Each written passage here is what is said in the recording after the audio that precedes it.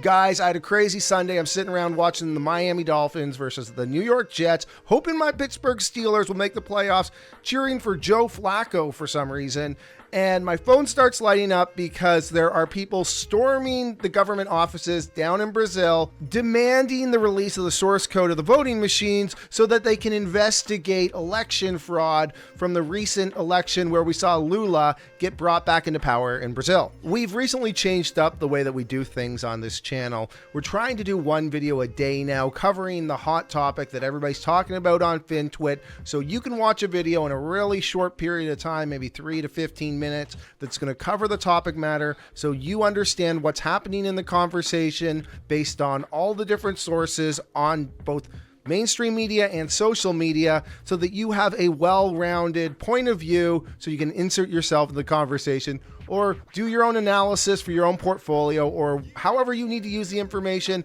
Our goal is to make it so that you have it and you understand it in a quick, fun, and easy to understand manner. Okay, so in this video, I want to talk about what's happening in Brazil, where Bolsonaro is today, how he may be connected to Donald Trump, why there is outrage, why were people critical of Bolsonaro's last reign as president, why would he have possibly lost the election to Lula, and some of Lula's shortcomings as well. And I want to get into the reactions that we're seeing all over social media. Okay, so on Sunday, former Brazilian President Bolsonaro's supporters who refused to accept his electoral defeat stormed Congress, the Supreme Court, and the presidential palace in the capital. This coming just 1 week after the inauguration of rival President Luiz Inácio Lula da Silva.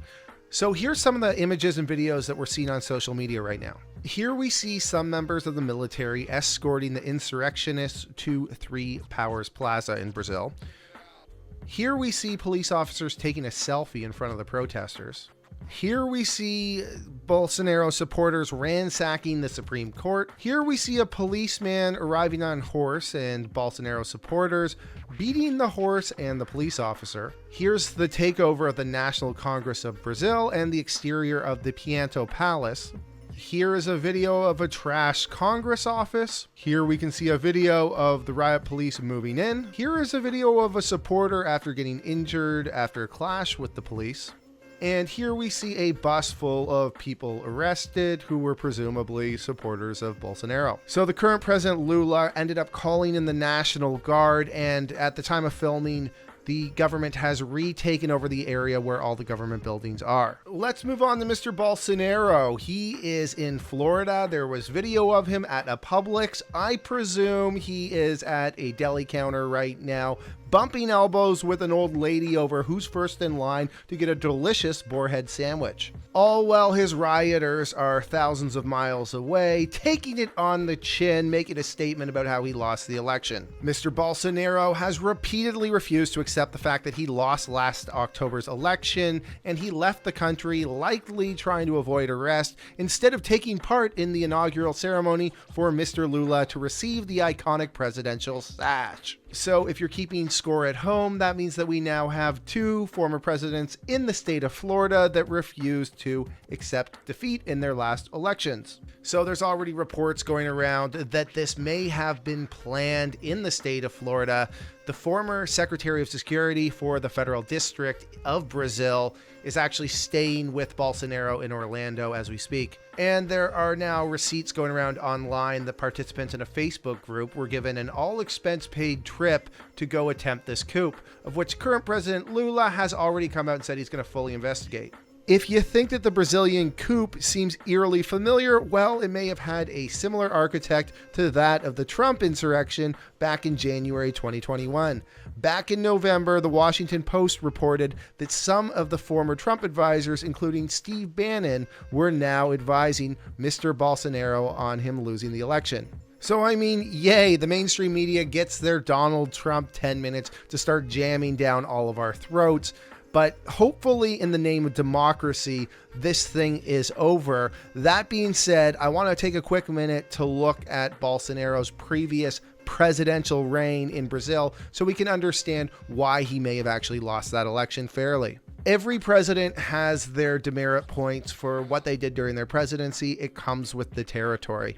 That being said, let's look at some of them. The first one that comes to mind is, if you can remember during the pandemic, Bolsonaro took a lot of crap for how he handled COVID.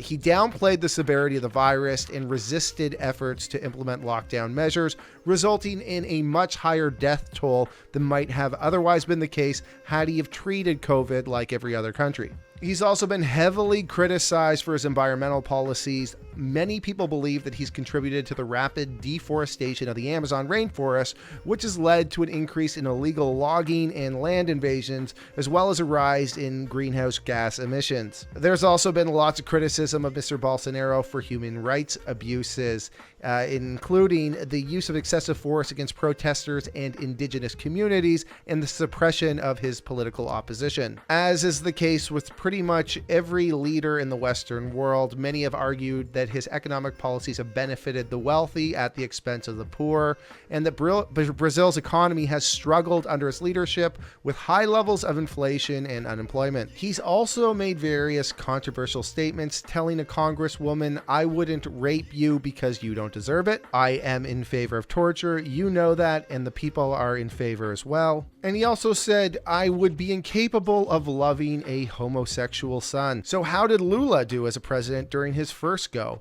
Well, Brazil experienced great economic growth during his first term, but the global financial crisis of 2008 hit the country hard, and well, the economy really struggled to recover. Under Bolsonaro in 2018, Lula was convicted of corruption and money laundering. He was even sentenced to prison. It doesn't take a political science major to realize that Bolsonaro throwing Lula in prison likely fired back on Bolsonaro and resulted in Lula coming back over a decade later to regain his presidency. Okay, so very quickly, let's take a look at some of the reactions online. President Biden has come out and condemned the actions over the weekend, calling it an assault on democracy. AOC calls for the extradition of Bolsonaro back to Brazil. Somebody named Brian Winter tweets, "Brazil, I'm very sorry. We keep sending you our worst ideas."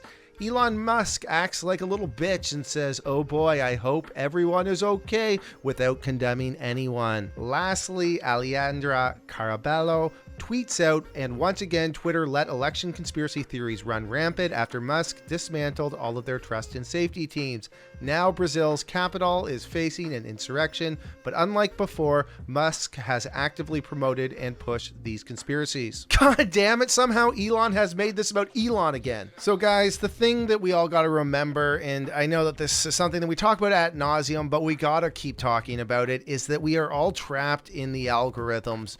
We all end up going on social media and we're fed things that social media thinks we're going to get outraged about and we're going to generally agree with. So we generally think that everybody around us agrees with us and the rest of the world is crazy.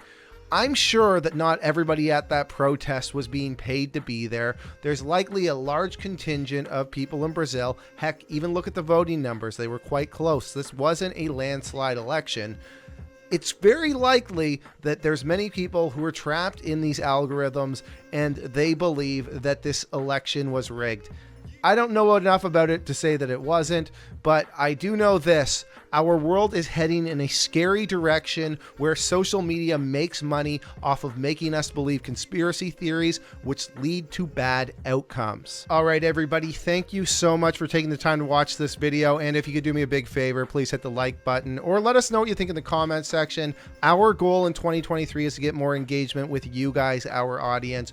I don't care what side of the fence you're on. I'd love to hear from you. So please let us know what you think in the comment section.